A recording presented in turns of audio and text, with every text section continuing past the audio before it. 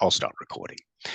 So I guess that makes it a formal welcome to 9138 Financial Analysis. What we need to go through this evening is a little bit of housekeeping. Just make sure that you understand some of the formalities of what we need to go through, and in particular, kind of what I hope we achieve in the course. What the course is about is really thinking about how do we get to the end point is going to be how can we assess the performance and value a business. That's kind of the end point. But to do that, we need to work our way back. And we need to work our way back in a kind of what I hope is a logical way. So here's the way that we're going to get to that end point in how do we value a business. We're going to start by thinking about how does the business make its money. So that's what we'll focus on next week is our strategy. So how does the business make its money? We then are going to be thinking about our second week is, well, our second unit after that is thinking, once we know how the business makes its money, we want to think about the extent to which that's reflected in the accounting numbers. So how well, sorry, let me just admit, Trinisha here. So step one, how does a business make its money? Step two, to what extent do the accounting rules do a good or a bad job of letting the business reflect that? And we'll think about why there might be variation in that. Variation because of the rules themselves. Sometimes the rules work well, sometimes they don't work well.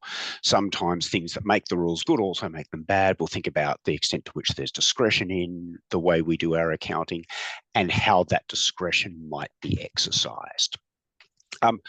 We will also think about, having thought about the extent to which the financial statements do a good or a bad job of reflecting underlying business performance. We will then start thinking about how can we analyze performance. So we'll be thinking about how can we analyze performance in kind of a structured manner is what we'll be going through. And after we've done that, so we'll think about best ways to analyze performance, bearing in mind what the business looks like.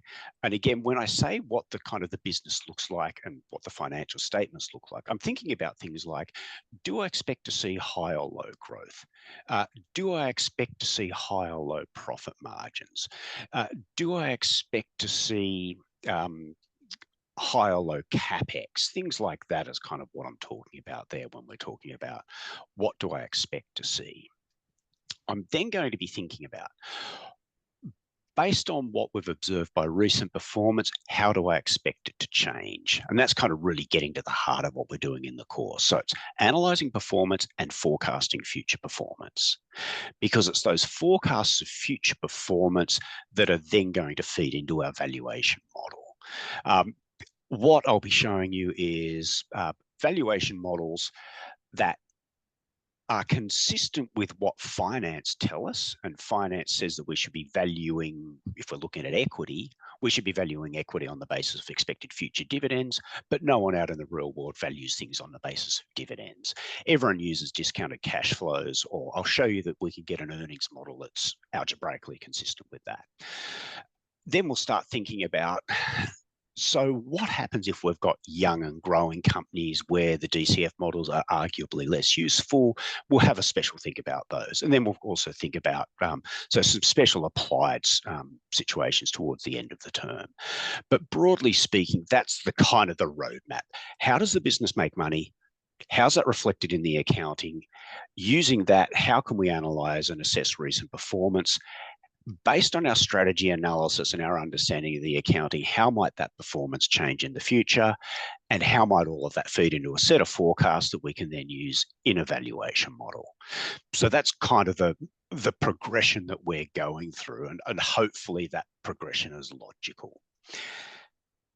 The other way that I could do this sort of course, and I keep thinking about doing it one way, is to try and almost go reverse. Say, one of the things that I'll be getting you to do in your major project, which I'll speak about in a second, is to go through that process with a company that's listed on a stock exchange with at least 3 years of data. and you'll work out what you think the company's worth. And as a result of that, you'll tell me if you think it's good or a bad investment. So is it under or overvalued, which I guess is an obvious question we might be asking about firm value. Here's an alternative way that we could go through this exercise. Why don't we start with the prevailing share price? Then you tell me if the assumptions that are consistent with that share price make sense. So it's almost like you work your way backwards. I keep thinking about whether that'd be a fun way to go about it. That'll probably make more sense as we're going through the course. I'll probably come back and refer to that. But one way to think about the share price is once you have an understanding of what goes into a valuation model, it's a relatively trivial exercise to generate the value. As in, I can set up a DCF model to get whatever number I want. The more interesting question is, the assumptions that would underpin that set of numbers, do they make economic sense? That's really the question.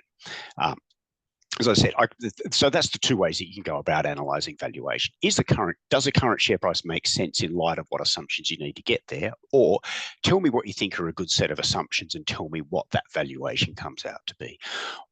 We'll do the second. That process makes sense so far? Any questions on that? Yep, far away. All good? All good. All good. Okay, what I will do, let me just, hopefully, if I share a screen, I'm still going to get, now,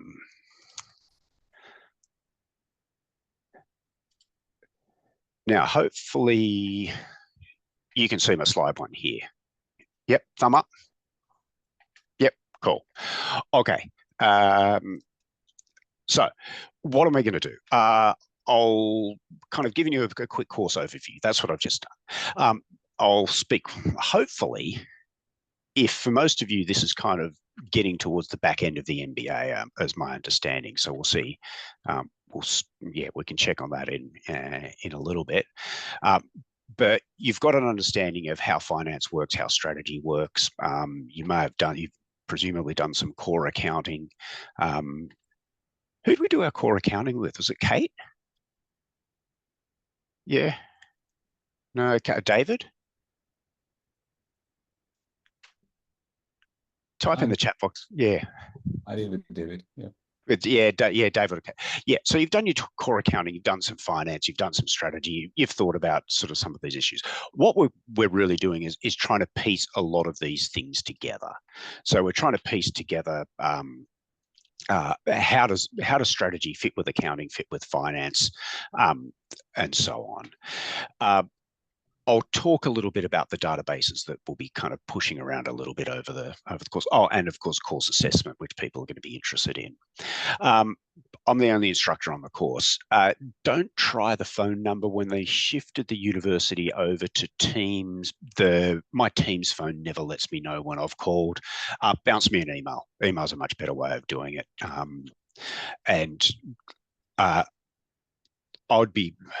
Unless something unusual happens, I'll be able to get back to you quickly on email, even if the quickly is, I've got your email, I'll be able to get you a proper reply within sort of 12 hours, but that's going to be the best way. And if we need to jump on a Zoom call, that's fine. If it can be resolved by email, that's fine. But email is the best way of getting in touch with me, and that'll be a quick response, again, barring anything unusual. So I did say, here's what we want to know by the end of the course. What we want to know is, so that first step that I was talking about, the business strategy analysis, you need to understand how the business, so broadly speaking, how does the business make its money is really what we're thinking about there. And you've been through some strategy courses and you've thought about different ways of classifying strategy. We obviously don't have time to do a whole strategy course, but really it's using whatever strategy lens you're used to. Tell me about how you think about two main components. It's one, what are the industry conditions like? As in, how competitive, how's that likely to change? Is it kind of concentrated, not concentrated? Is it kind of network effects? So how does that play out? And within the industry, how's our firm position? What's the competitive positioning? And particularly, how are those things likely to change in the, I guess, the short, medium, and long term? So that's the kind of the strategy analysis side of things. How does the business make its money? How do we expect that to change? That becomes important because understanding how the business makes its money then gets reflected in, well, what do I need to look at for the accounting? If I'm a service-based, a professional services firm, I probably don't care that much about inventory accounting because that's not relevant for my business. But if I'm a retailer, I really do care about how inventory is accounted for because that's a key transaction. So mapping that strategy into what I care about as far as the accounting is concerned is what we're going to be going to. So I said, then the financial analysis, so our ratio stuff. We'll follow that by a bit of forecasting and evaluation, then some applied settings. Hopefully this sort of process or this toolkit or set of skills that you'll develop is going to be useful regardless of whether you want to kind of be a manager, be an advisor, be it an analyst on the credit or the equity side, be it an investor. What we tend to take here in this is what I'll call a user-based perspective on financial statements. We're not going to be going through a how do we do a consolidation. So it's not we're not preparing financial statements. We're saying we've got the financial statements from an annual report or a database. We want to learn what should we be looking for as an outsider. So we're not taking a kind of an insiders or what you would have had. You know, when you did your core accounting, you had kind of split into two and you had your financial accounting section and your management accounting section. This is the financial accounting section, an extension on that. So it's not we're not worrying about how we prepare stuff. It's how we will use the financial statements, if that kind of distinction makes sense. Where do we get our information? Look, primarily, but not exclusively, financial statements. Most of the companies that we'll be looking at over the course of the term are going to have an investor relations or an investor section on their website. We'll be having a look at that. We'll be pulling out relevant, or you'll be pulling out relevant media that's relevant to your company. I'll show you what security analysts are doing, and analysts are kind of an important intermediary in our financial system. I'll explain kind of what they do, what their role is, the potential biases that their work has. And obviously, and here's where doing this course with a group of MBA students is more interesting than undergrad, you've got your industry experience that you can bring to the table, and that's really valuable because you all understand how at least a business or a set of businesses work. My job is to get you thinking about how you can apply your understanding of a business through to the accounting, through to the financial analysis, and then I guess apply that more broadly. So that's kind of like the roadmap of where we're going. Here's what we're going to get each week. You've got, but I haven't got this up on that slide. You've got a course ebook that is, if you like, it's somewhere between what would normally be a textbook and a set of slides. So it's got more information than a set of slides, less than an actual textbook. I can put up on Moodle if you do want kind of a textbook that this sort of course would be based on. I can give you a link to a textbook where you'll be able to get at least the second most recent, and I think the most recent version. You can get a free ebook version from the library. I'm a co-author on this textbook. I don't want you to buy the textbook because I think textbooks are outrageously priced, especially when you can get kind of free chapters. Effectively, what the notes are is what I think are the important part of the textbook and what I would include in the next version of the textbook. So I can put up some potential textbook links, but please don't buy them. It's not worth the money. Any other resources that if you want more resources in any week, ping something on Moodle, send me an email. I'll be able to get plenty of stuff up there. I've got a stack of media resources and a stack of other material that I can get up. That's not going to be a problem at all. So you've got the ebook. The lecture notes I will have up a couple of weeks in advance. What I'm normally going to try and do with those lecture notes is try and grab something that is far more recent than the ebook. And so if I can't grab something from the Fin Review or the Wall Street Journal or a podcast or Twitter or something within the last couple of weeks or months, I'm probably not doing my job properly. There are always going to be plenty of recent examples that I can show you. That's where the lecture notes and also the kind of the Moodle materials are going to come in. Most weeks I'll probably also throw up just a short video just to, again, because our time in this 90-minute session is limited, that'll just be, again, just sort of a summary of the material.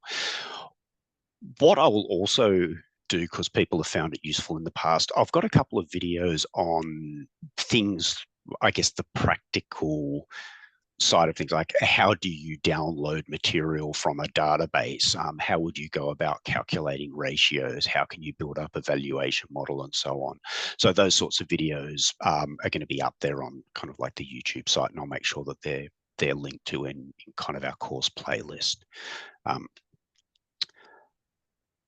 So what we'll be talking about in our actual 90 minutes is ideally it's going to be less lecture and more us chatting about how it might apply to particular situations, particular cases, the kind of your projects that you'll be doing over the course of the term. JB Hi-Fi, which is the project that I will be doing over the course of the term, or discussing the kind of the discussion questions that I'm going to be throwing up there each week. As I said, if you miss a class or two, yeah, don't panic. We'll be recording everything. We'll be recording the 90-minute session. I'll be posting those. Any questions on that so far? All good? All good. Okay. So where do we get 100 points from? We get 100 points in a couple of ways. Participation, a combination of what we do in our 90-minute here, and I'm acutely aware of the fact that if we've got kind of 20 people and 90 minutes and I want to do a bit of talking at the sort of start and the end, then the minutes per person ratio kind of runs out pretty quickly. So what I'll be doing each week on Moodle, in our seminar materials section, we'll be having a kind of a discussion forum where I will put up a question or an issue and say, look, give me your thoughts on that. So it's your responses to that and your responses to what your classmates put up to that is largely where we're going to be getting this participation from. I don't want people to feel like they're kind of like you've got to jump in and make as many points as you can during the 90 minutes. If you've got questions or observation comments, I welcome those, but don't feel like that's the only way you can get the marks. So the discussion forum is there, again, precisely because our time is limited in this online session. What I'll do is I will usually close off that discussion forum. I keep changing my mind as to when we could do that. I'll probably make it as late as possible. I'll probably, let's say, 5 p.m. before our 6 p.m. class. Ideally, if you can get something up over the weekend before class, that'll be great. But again, I know that the time is limited. So what I'll do, I'll make sure that if I close it off at, say, 5 p.m. on a Tuesday, that'll give me a time to at least scan through and we can kind of pick out some interesting ones and talk about those if relevant. I will make it clear, and you can kind of see that I've done that for the sort of the Seminar 2 materials that's hopefully up, I'll jump to in a second, how that's going to look. So that's going to be 20%. What I'll do kind of halfway through the course, I can give you some feedback on how I think people are going, how everyone's going on that, just to the extent that that's something that is going to be relevant to your considerations or not. We used to have a final exam and we now no longer have a final exam. What was the final exam has now become what I've got as number 2 here. It's kind of what I've got as case analysis. What it is, and you will see this up on Moodle. Let me hit stop sharing and I will kind of share a different thing on Moodle. Let me share my screen. Let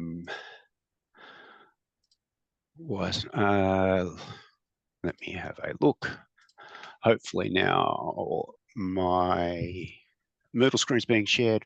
Okay, if I go down and I click on assessment and I click on case analysis questions and rubric, and hopefully this works for you. Sometimes when I do this, it looks different to when you do this. So if you see anything that looks different for you, just like ping me a message and just say, look, yeah, I can't access it.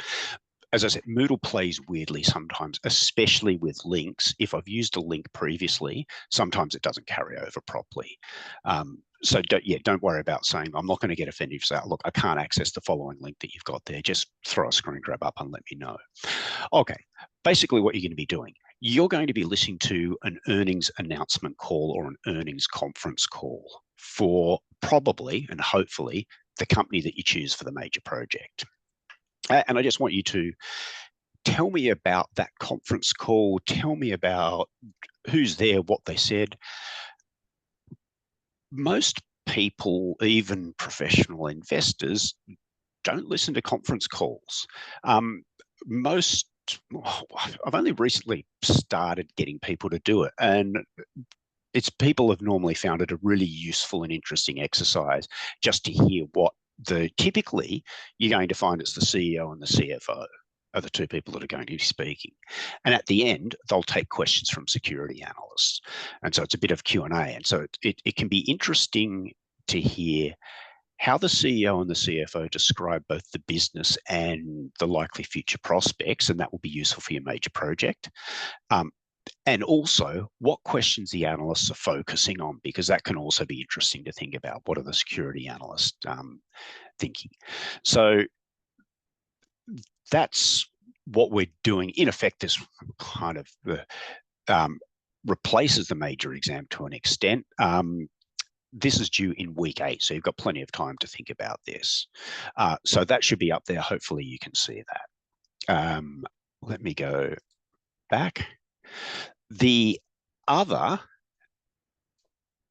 piece of work that you're going to give me is the major project that is going to be, in total, it'll be 50% of the grade. This takes the whole term.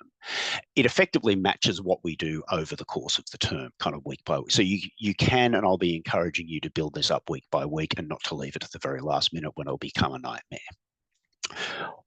So what you're going to be doing is you're going to be picking a company that's traded on a stock exchange, and it doesn't have to be the Australian Stock Exchange. And you will map what we do in the course. You'll tell me about its strategy. You'll tell me about the key accounting issues. You'll tell me about whether it's performed well or badly. You'll make a set of forecast, and you'll do a valuation for me. And then you'll tell me if you think it's a good or a bad investment. That's what the major project is. The first component, so that you're not all leaving it to the very last minute, is due in week 4.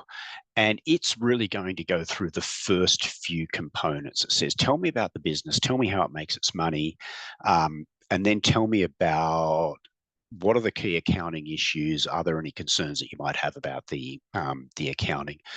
What I've got kind of in number 3 there in part A is accounting quality. We'll talk about what that might mean. So that's week 4. So the 3 kind of deliverables: week 4, first part of this project; week 8, your analysis of the conference call; week 12 is the final report, which is going to be kind of like the full analysis of your business, including some ratios, some forecasts, and some valuation. I've said, because I'm kind of have to say, you can do part B as a group. The groups can be up to 4 people, but I've been through group work. I know how it works. I know how it doesn't work. You're all grown-ups. You can have a group of 1 if that's going to work best for you. If you want to work in a group of more than 1, I will help facilitate that, and I will set up a forum to do that kind of as soon as we finish tonight. As I said, there's I know the pros and the cons of group work. Group work's great in that you get to know your cohort, particularly if we're all in different time zones and it's harder to meet up. Then I know the problems that can be in terms of arranging. So I want to give you as much flexibility as possible there. If you've had a think about this, just kind of give me a thumbs up on your reaction button if you think you would like to do this in a group as opposed to just doing it as an individual. This is a non-binding straw poll.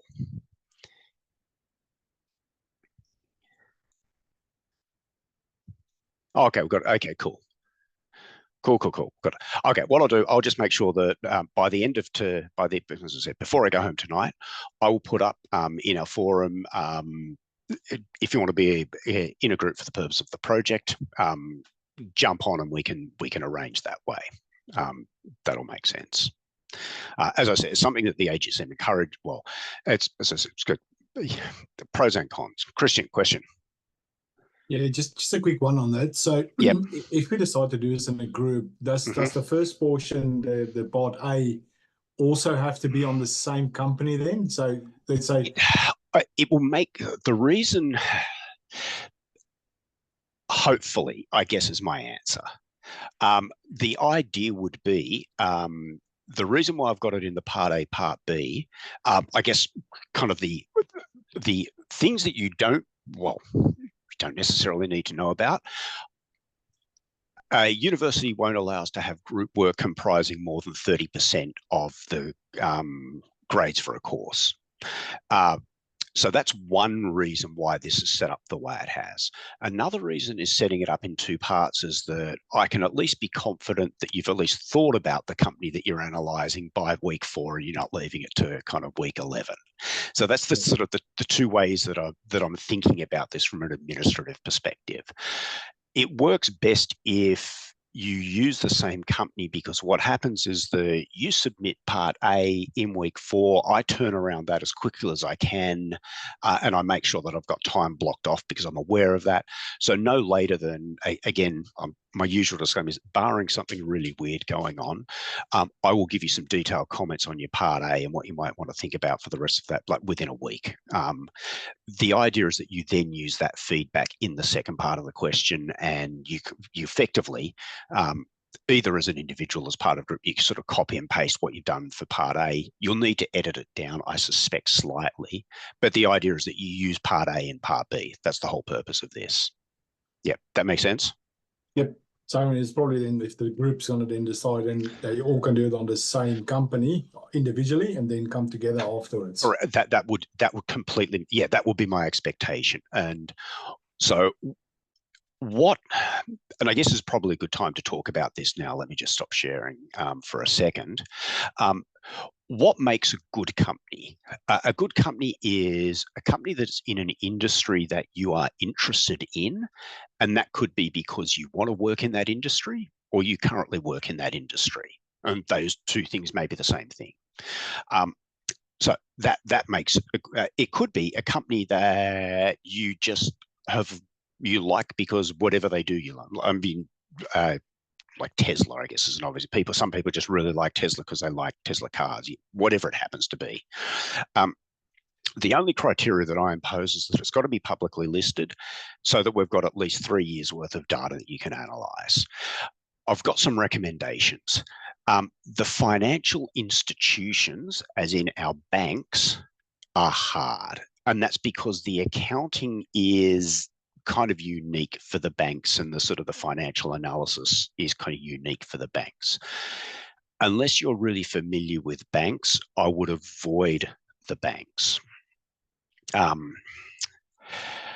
You can't use JB Hi-Fi because I'm going to be doing JB Hi-Fi over the course of the term. Probably, well, I don't know. What's JB Hi-Fi's closest competitor? Harvey Norman. Don't do Harvey Norman. That'd be boring. Yeah. Yeah. I've got Dicker data here. Just through FactSet, and you do the comparison to the peers, it gives you Dicker data, Story Eye. Yeah, yeah. But yeah, in short, don't do something that's just copying what I'm doing directly. Is what I'm saying. But yeah, be careful. Yeah. So I'd urge caution uh, with kind of big banks because they're difficult. Trinetia. Hey, Jeff. So I work for an insurance company, and but it would be more useful for me if I do it from insurance company point of view. If I do my part of reading, I don't do accounting, but I can look into stuffs. Would you Sure. Would you be there? If you're familiar with the industry, that makes it easier. Yep. Insurance is obvious. Well, not obviously if you haven't done the accounting for insurance, but the insurance industry does have industry specific accounting rules. I mean, as a number of industries do. To the extent that those industry specific rules aren't something that I would normally talk about in our 90 minutes, I will be happy to discuss kind of offline separately or throw things up on Moodle. So yeah, if insurance is what you're interested in, 100% you can do it. I'm not going to prohibit people kind of doing it. As I said, I just want to, in case people thought, oh yeah, I'd like to do the Commonwealth Bank. If you're not familiar with banking, my advice would be don't. It would just be too hard. Yeah. But if you're familiar with insurance, then sure, we can make that work. Okay. Yeah. So for those doing with it in a group, I'd try and work out what industry or companies are of interest and then try and work that way. Sorry, Trinity, should I cut you off? Are you going to ask something else? I just wanted to ask how like strict or pedantic are you going to be like in analyzing like what we are doing given we are doing it for the first time, because it's going to be hard doing it for some industry as compared to others. So just want to know like what's the strictness you're going to look at it. What I can do is I can and will dig out some prior examples of projects that scored highly and put that up. Sorry, I'm just going to make a note of that. And that's good. Project. Sorry, and that's something that I should have done already. Apologies for not doing that. Will that kind of answer the question a little bit? I can say to you here is what people have done in the past that scored well. Now, of course, not every project gets 100%, so there can always be room for improvement is going to be my encouraging words for you. But yeah, no, I can help that way. Yeah. And Jeff, do you find like looking at a company that maybe has like no competitors or a broad range of competitors makes it easier or harder to kind of analyze the sector trends? Like when we think yeah, it can be. Look, Elizabeth, it can be.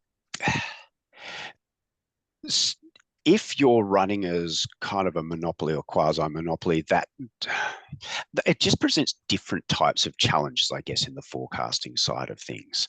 Part of the question becomes, to what extent do you think the current industry composition is likely to be maintained? And that might be for capital reasons, that might be for regulatory reasons, it might be for technology reasons.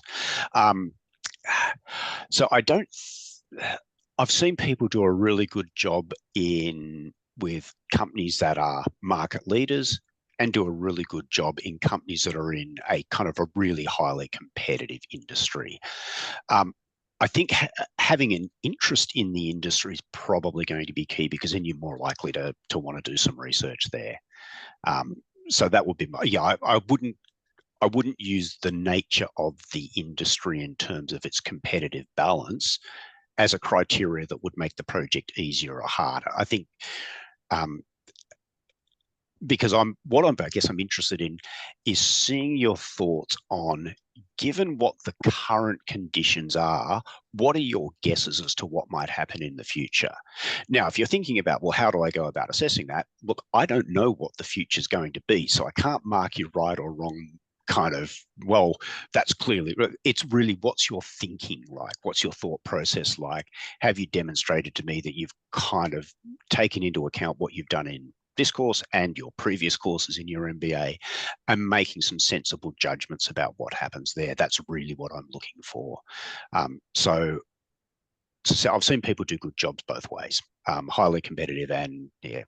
I get, as a more general comment, that's kind of what we'll be thinking about next week is, for a lot of, I guess, the newer, sexier companies and industries, the industry dynamics seem to have changed, in which in a lot of industries now is becoming kind of network effects are really important, and there's far more of a winner takes all kind of, particularly in kind of some of the tech type industries. And so that's interesting, trying to think about, well, which is my firm going to be one of the winners? What are the implications there? Is my firm going to be kind of not one of the winners? And yeah, what are the implications there? Well, if I give me 60 seconds to digress, one of the most interesting projects that I've seen done on this, and this is a million years ago. Are you all old enough to remember when people were playing around with Blackberries?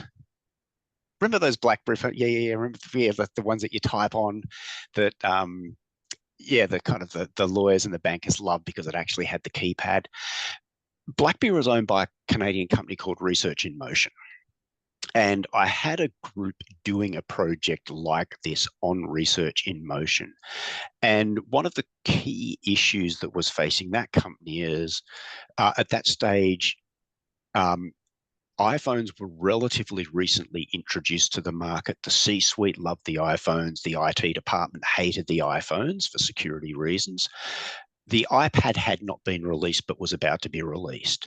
And so really the key kind of industry competitive issue and the Research in Motion was facing, if the iPad worked and Research in Motion's iPad competitor did not, that was bad news for the company.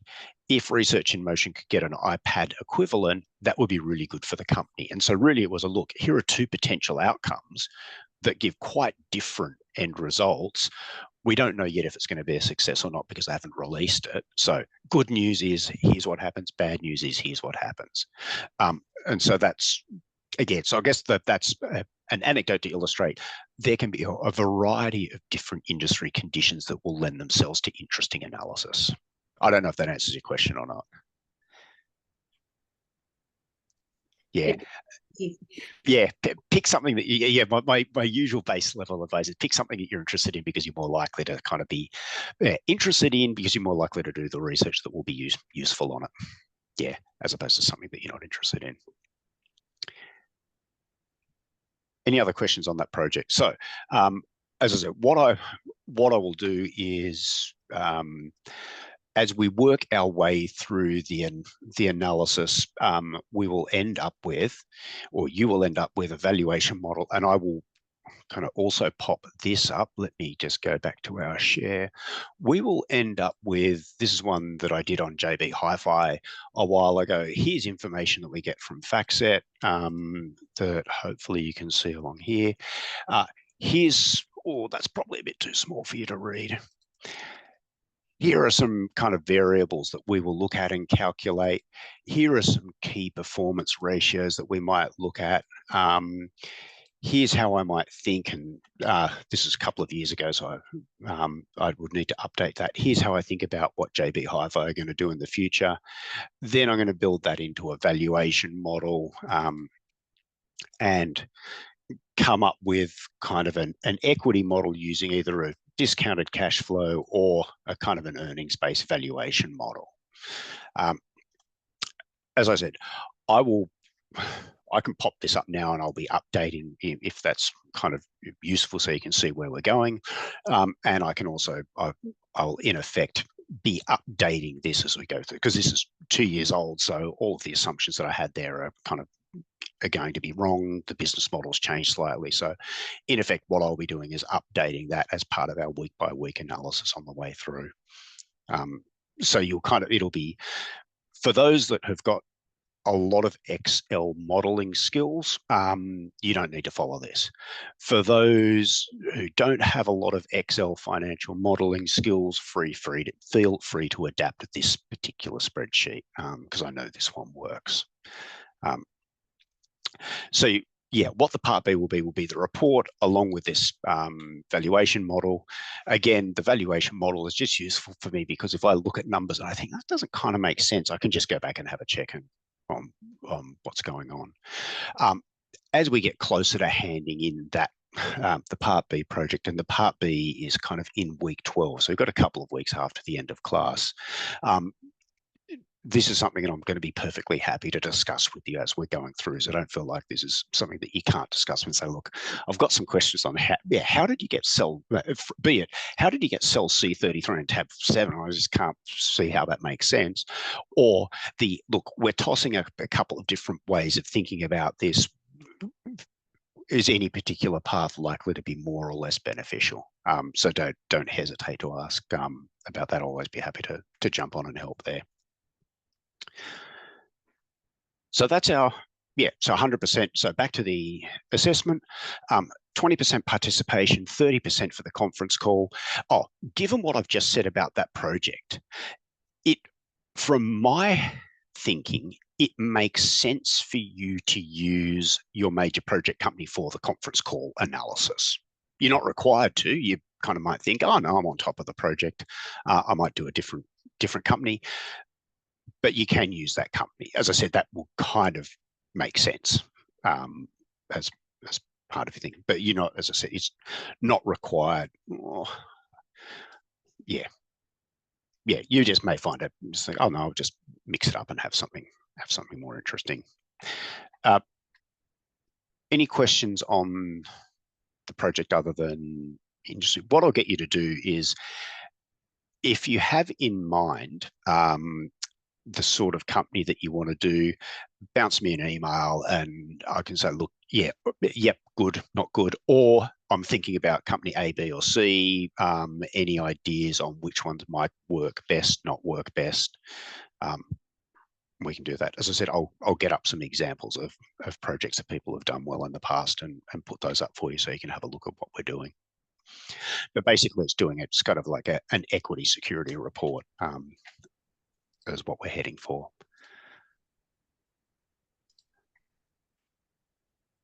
Okay, let me go back. So that's the assessment.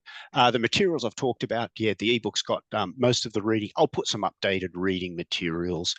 For most weeks, as I said, I've got a ton of materials and I'll probably say, look, here are some that I really think you should read. Here are some if you've got a lot of interest in it. And here are sort of some that are kind of only that, not necessary, but maybe of interest. So I'll kind of look over a green, orange, red type system, if you like.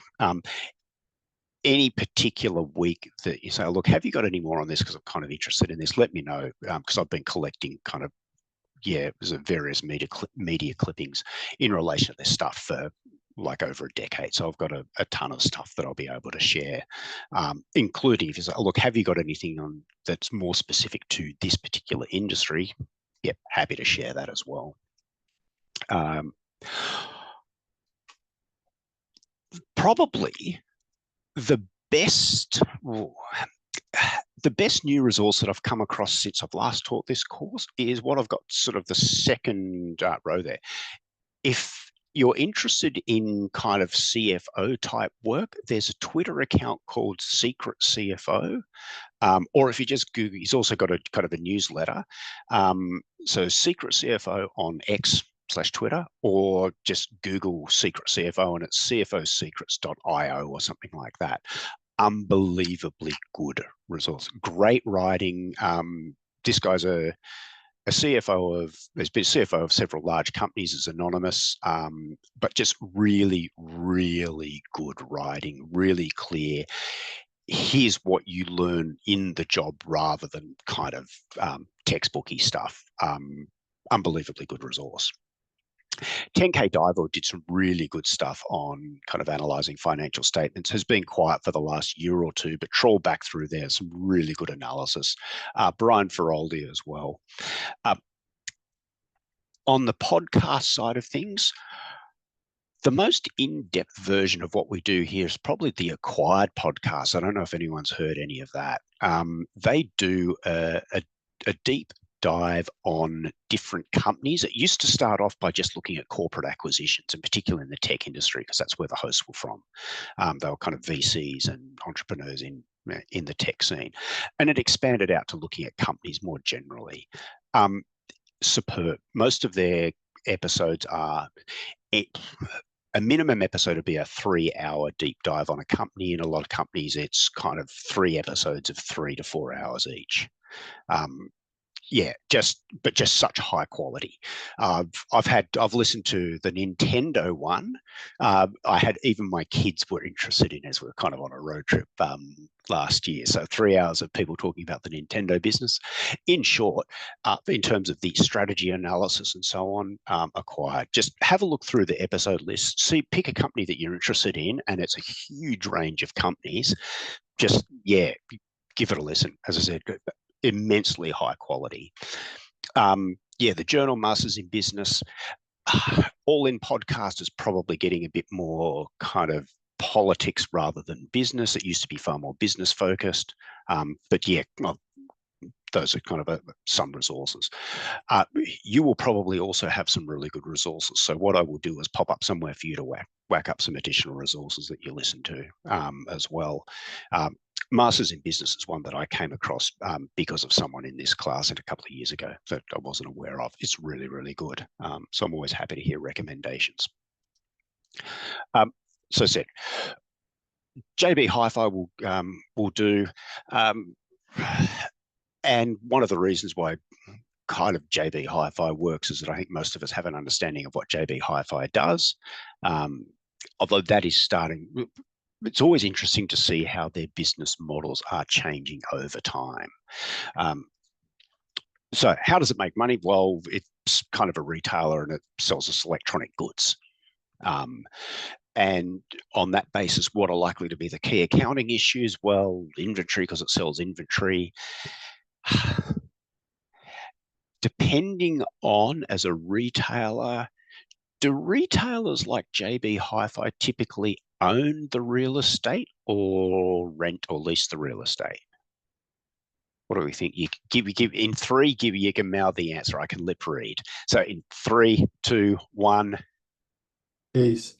Yeah, they will rent or lease is what they will typically do, which kind of means that leasing is likely to be an important accounting issue. Also relevant because if I'm looking at historical performance, the lease accounting rules changed relatively significantly, well, kind of 4-ish years ago now. So if I go back far enough and I see a big jump in some ratios, I want to be careful that that's not accounting rule driven rather than underlying business driven. I will be popping up, as I said, I will effectively be doing on a week-by-week basis for JB Hi-Fi. We will be doing on a week-by-week basis for JB Hi-Fi what I want you to be doing for the major project. Again, so you've got something that you can kind of map to as we're going along. Okay, let's go first. Actually, before I go to data analysis,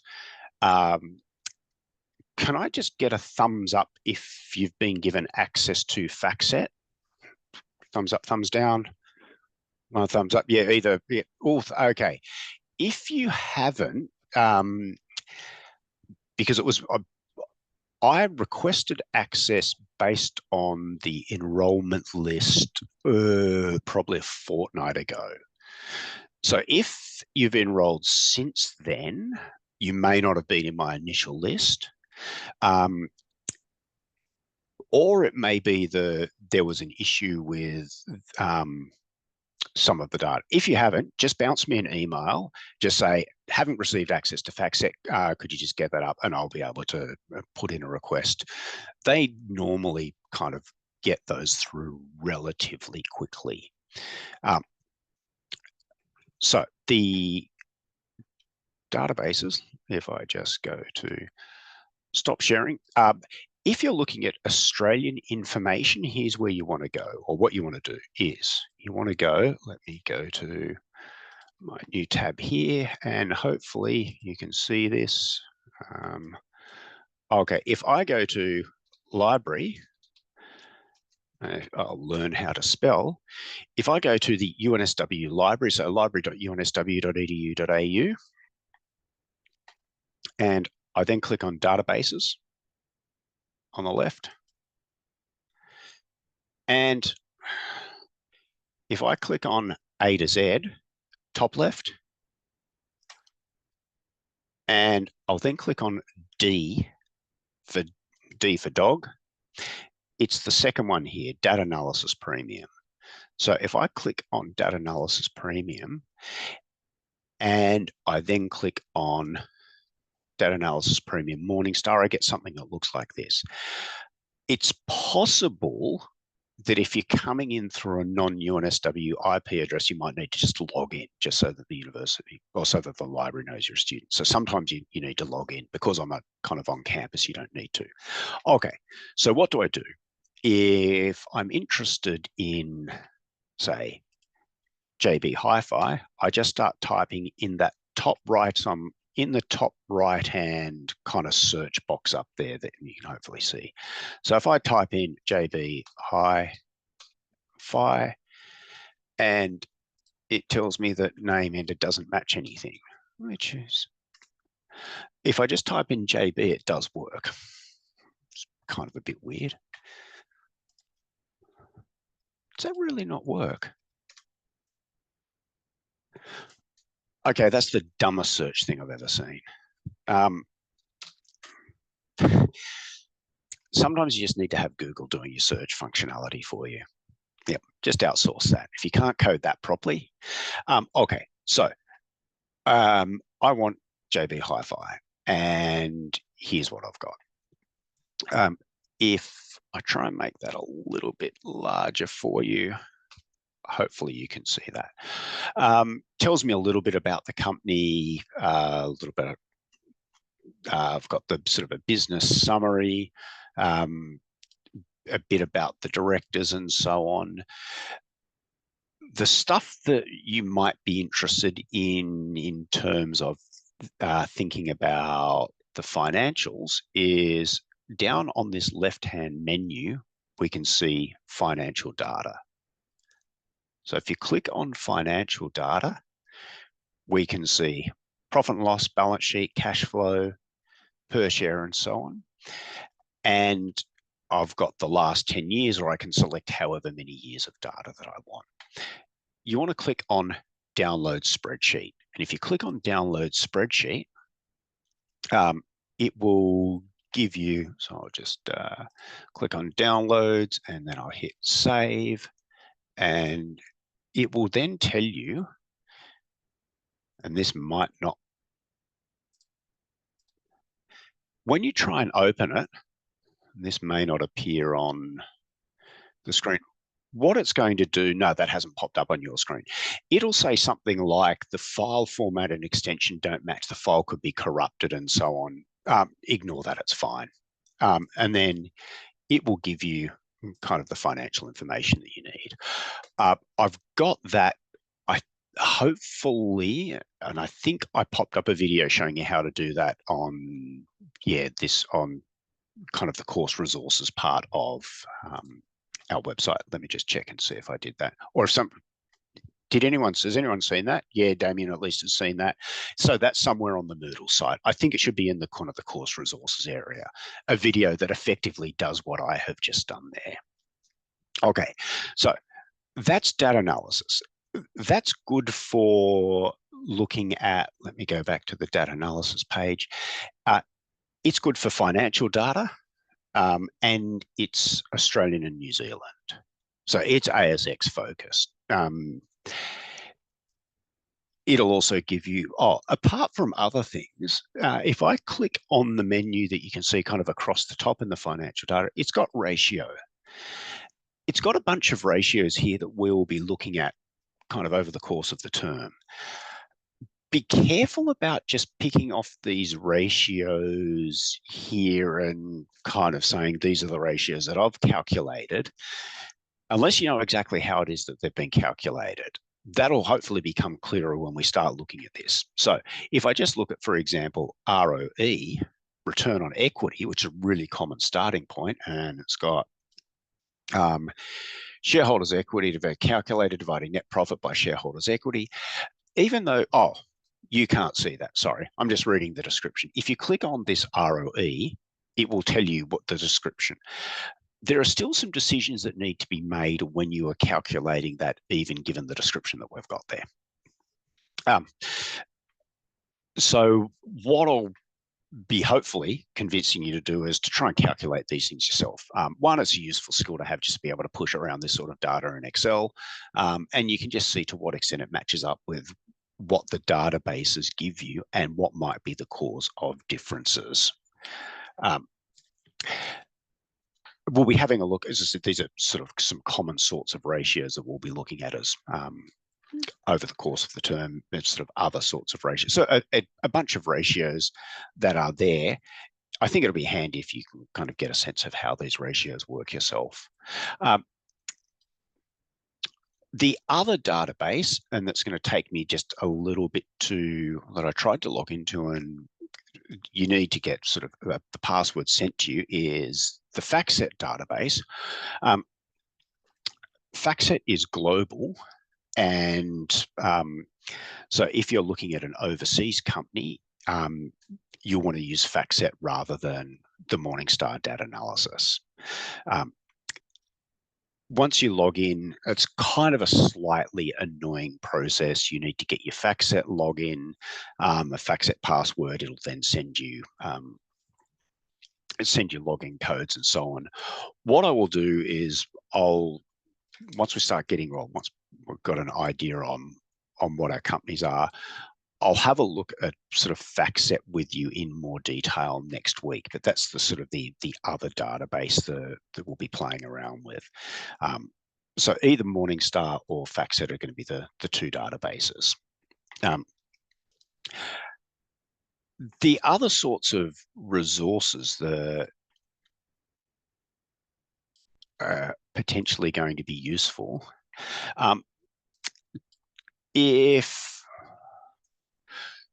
so sites like the database MarketLine, that's another UNSW database.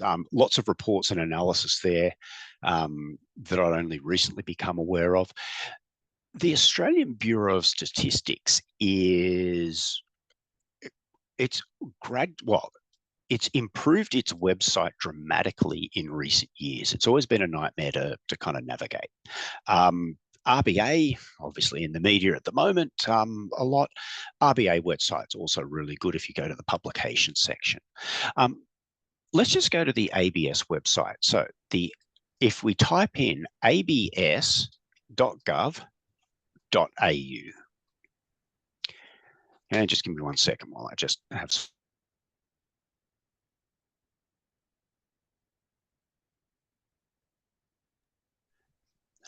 abs.gov.au.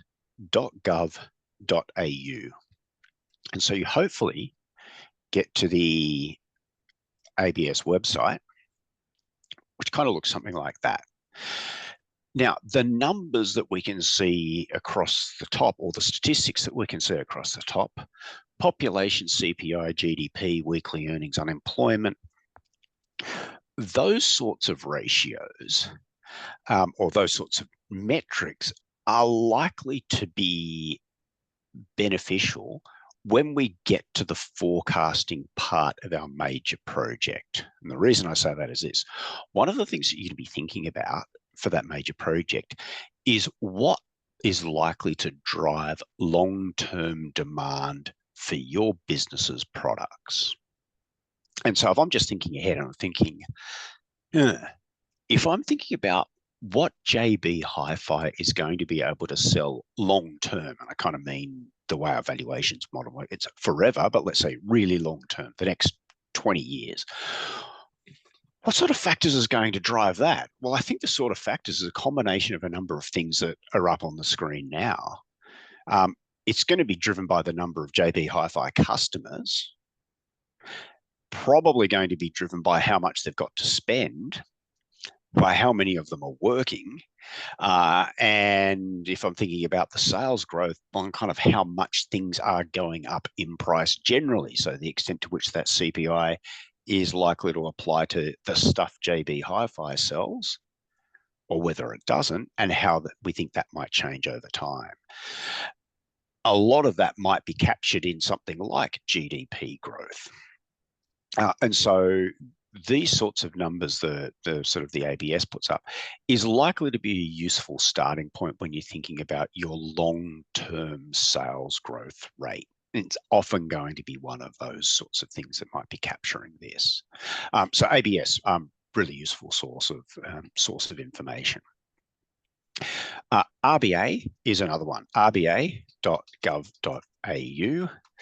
and either you want statistics or publications are likely to be useful. So it could be inflation could be important for thinking about our businesses. Interest rates are likely to be important. And if we kind of go, here's our latest statement on monetary policy, read the latest statement on monetary policy. And this is, so we see here, a whole bunch of forecasts that the RBA is making about monetary policy, what it thinks things are going to be. I'll come back and I'll look at some of these. This is I've got this and GDP, but this is a good example. I'll come back to this when we're thinking about forecasting. This is, hopefully you can see here, this is the RBA's forecast of inflation over the next kind of 2 years. I'll speak to this when we're talking about forecasting, because part of what it shows is, okay, we've got inflation at the moment kind of is just under 4%. Where do we think it's going to be in kind of 2 or 3 years' time? Well, just under 3%. But if we read what we've got here, and this might be a bit small, the dark blue area is the 70% confidence interval, and the light blue area is the 90% confidence interval. So what does that mean? That means, based on how accurate the RBA's forecasts have been in the past, if we think that the mean is going to be about 2.7, 2.8, there's a 70% chance it could be as high as 70% chance it'll be in between 3.5% and about 1.8%, or a 90% chance it'll be 0.8 through to about 4.5%. So what that gives us is not only what we think our best estimate is, but the extent to which there's likely variation around that. We could interpret this in 2 ways. One, the RBA is no good at forecasting, which we could say, well, given the size of the variance or the standard deviation relative to the mean forecast here. The other explanation is this is just difficult to forecast. I know a lot of people that work at the RBA. They were kind of like, they're all really smart people. They take their job seriously. I'm tempted to go with this is hard to forecast rather than the people at the RBA don't know what they're doing. What it does highlight, and the reason why I highlight this now, and I'll pick up on this again when we're looking at our forecasting class. Forecasting is difficult, so one of the things I'm going to be getting you to think about is not just what do you think is the most likely scenario, but what is the likely variation around that? Any of you done Monte Carlo analysis in any of your prior classes? Yeah, so things like Monte Carlo analysis, which is a way of just showing the likely or potential variation in outcomes. If we kind of say, look, sales growth might vary from -1% to 4%. What impacts does that have? So that's, yeah, so look, so I'm just looking through at Omar's comment, exactly. So look, forecasting is only good as the assumptions. Part of what I'll be getting you to think about when you're going through your projects is you'll get a sense on the inputs that make the resulting valuation bounce around a lot. Okay, so if I change cost of capital, or if I change final year profit margins, or if I change expected CapEx, does that matter? Does it move the needle? So you'll be thinking about that. You'll also be thinking about, based on what the business does, here are what I think are going to be the key assumptions that I need to focus on anyway.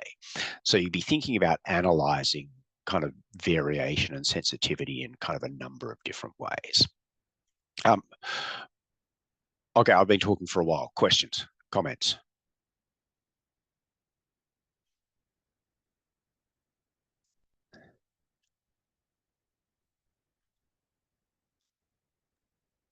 It's been fairly straightforward. Thank you. All making sense so far? Yeah. Okay, okay, in that case, let me just jump back to,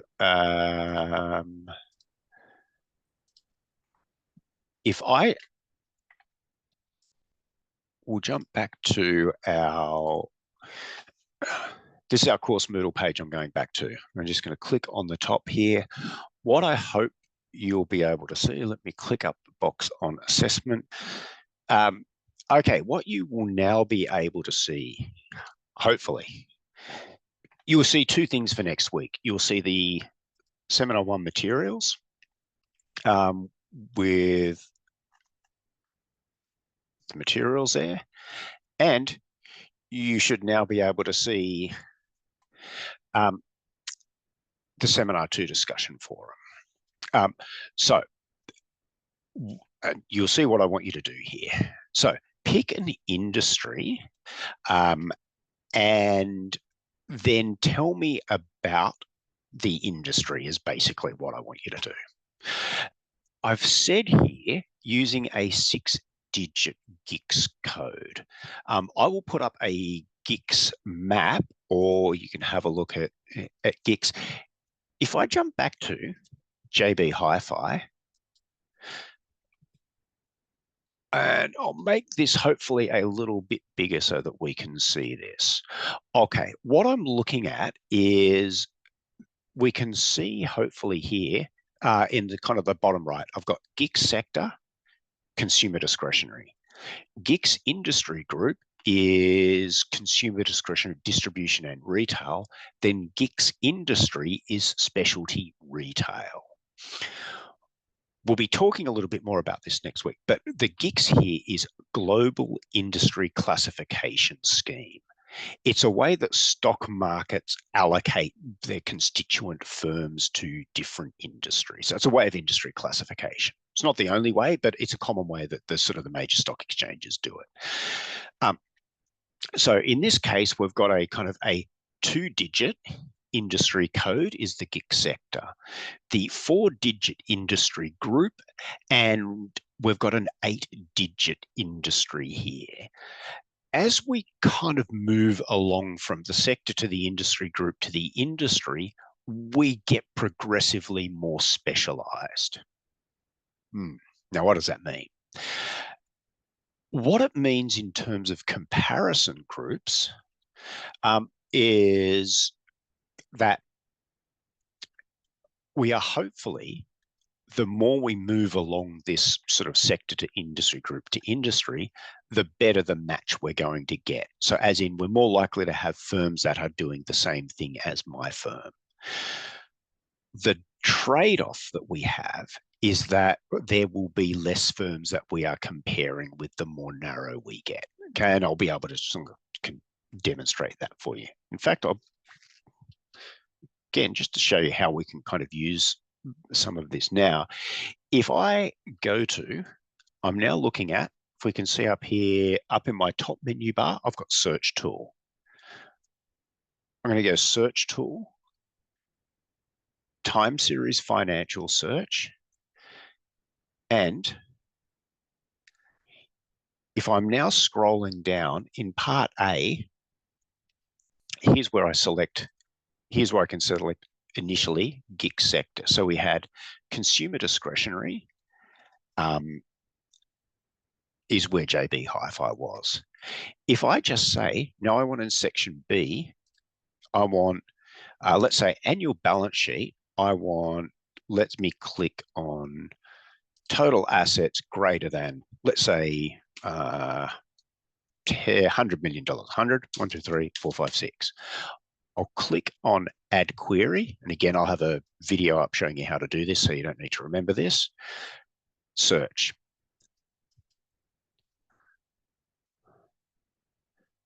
And we've now got 63 companies that match that.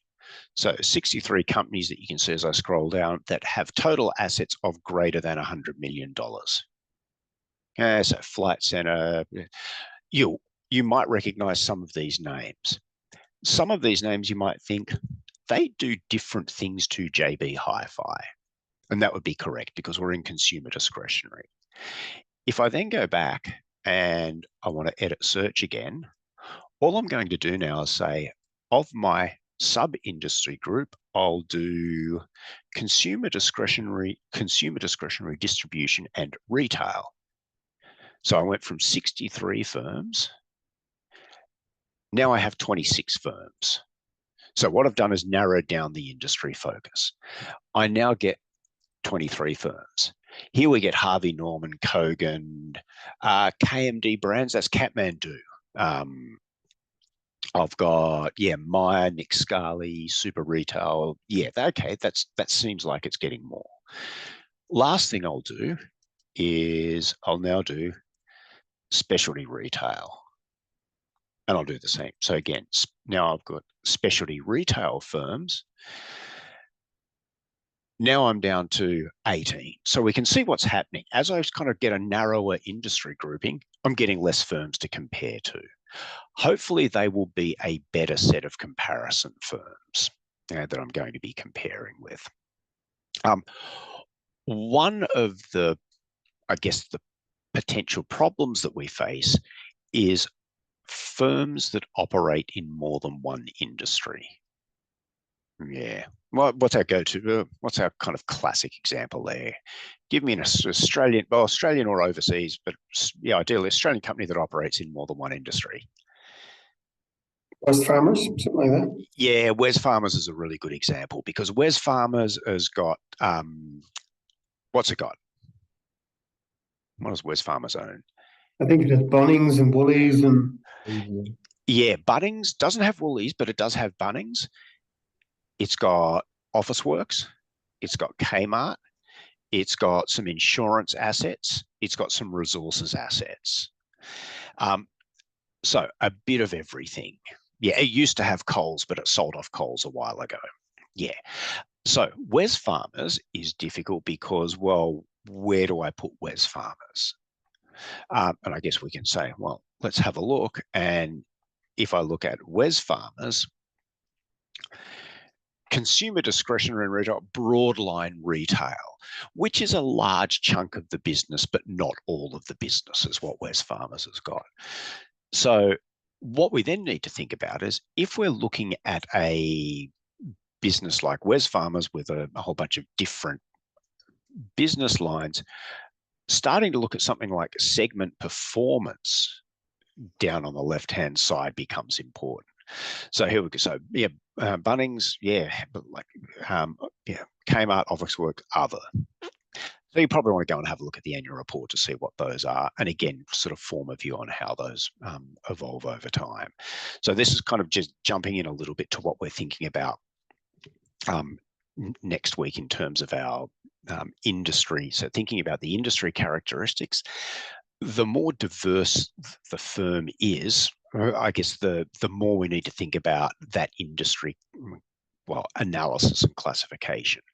The question becomes, do I need to analyze each of the industries? My usual advice is what you want to do is identify for me the major industries, and probably the best way to do that is by segment revenue, and probably talk about those in proportion to the revenue that you've got. That's probably the best way of doing it.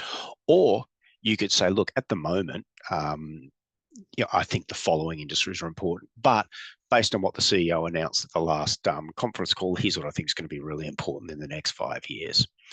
And it might go that way. So NVIDIA a couple of years ago was talking about its data centers, and that's now become a huge part of the business, that type of analysis.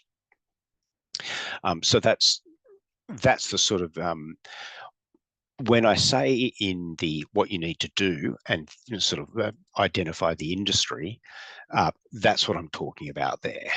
You can see the industries. I said there's the industry map I've got a link to, and you'll also see, if I go back to, here's a link that I've got in our actual discussion forum. Here's where we've got the kind of like the different, so these are our 2-digit industry sectors, our our 4-digit industry groups, our 6-digit industries, and our 8-digit sub-industries. You can also see that a reclassification. Yeah, if you've got a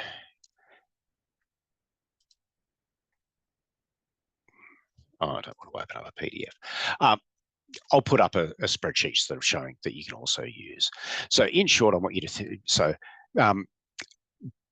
by next week, if you have picked an industry that you might be interested in looking at for the purposes of the major project, start to think about what that industry is going to be. That's really what the task is. So the work for next week, industry ideally, think about getting for me, think about letting me know what major project company you're interested in looking at. Or again, if you've got look, I'm tossing up between kind of A and B, any suggestions, and I'll happily provide you with some suggestions there. This week has been me talking far too much. Apologies for that. Next, the remaining weeks will be you talking far more than me talking. But I just wanted to make sure we're kind of like, one, have an understanding of where we're going. So I set the overview. How do we make money? To what extent, or how is that reflected well or badly in the financial statements? And just to give you a kind of, again, flesh that out a little bit more. A lot of our newer companies, and particularly the tech-focused companies, if you work for a consulting firm or a professional services firm, when they're recruiting you, they'll often have some like a slogan along the bottom of their website or their recruiting material, something like, "Our people are our #1 assets." Yeah, we see that a lot. So good people can be really valuable for a business. Do good people appear as a line item on your balance sheet anywhere? Yeah. No, I see a couple of people shaking their heads. No. Good people, so highly talented, motivated, well-paid staff don't appear on your balance sheet. So more broadly, intangible assets, there are issues with accounting for as well. And so sort of thinking about the new economy firms that are based around intangibles, to what extent do the financial statements do a good or a bad job of that, sort of like our digital firms and so on. So that's kind of what I'm thinking about in terms of, do we expect to see high or low accounting quality? So how does our business make money? Is that going to be reflected well in the accounting? What are going to be the key ratios that I'll be looking at for performance? How are they likely to change in the near and longer term future? Let's throw those into a valuation model. And then we can start thinking about other kind of like, younger firms, hard to value firms and so on, is what we end up looking at later on in the term. Any thoughts, questions, comments? And am I right in assuming we shouldn't pick a very young firm, one that's burning cash with no real revenue, or like a mining exploration company still in the exploration phase? Are those sorts of companies too difficult? Or? If you're unfamiliar with the industry, that can be difficult. I guess part of what you need to say for the sort of, and this is weird because here I end up with a dilemma. If I say, I don't want you to do banking and I don't want you to do mining, that knocks out a huge chunk of the ASX. The Australian Stock Exchange is hugely dependent on mining and banking as far as its composition. What it does mean is that you just need to be careful about telling me why you're making the assumptions that you are. And a lot of mining exploration companies, their business model is raise some capital, dig, and hopefully find something before the money runs out. So you then need to think about how you can best express that. With you in a second, Christian. And so what that needs to be is, again, it's really hard for me to determine whether you are right or wrong on your assumptions. But what I want people's reports to highlight is, here's where I have the most uncertainty, which is often what people shy away from. is that you really want to say, hey, listen, reader, if you're going to be using my report as an investment tool, here's what you need to know about what I have the least confidence in, and here is why. So I'd urge you, don't shy away from the uncertainty. That's really important. You just want to highlight that and say, look, the key assumptions that I've made in this report are A, B, and C.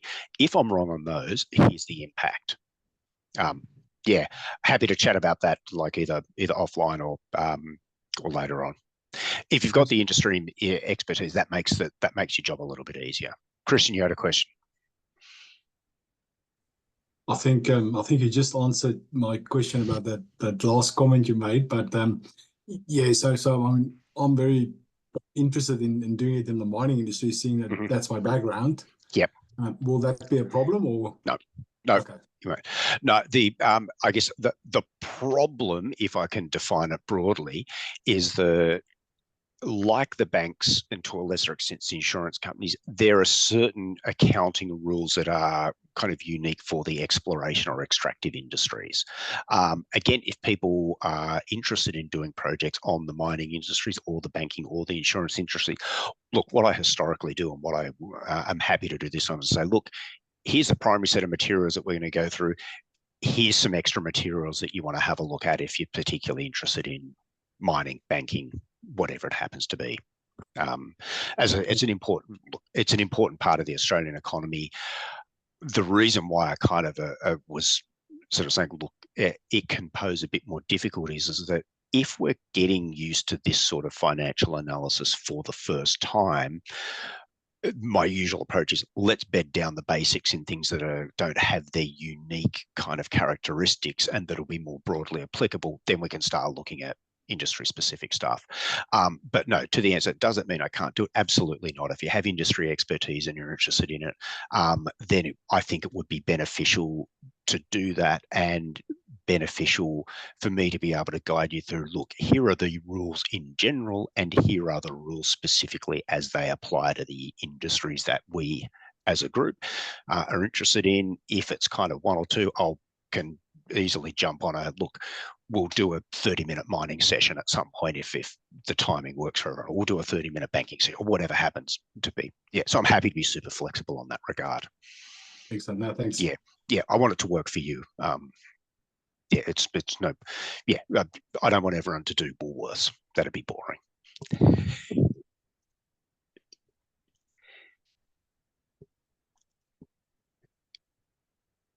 Any other questions at this stage?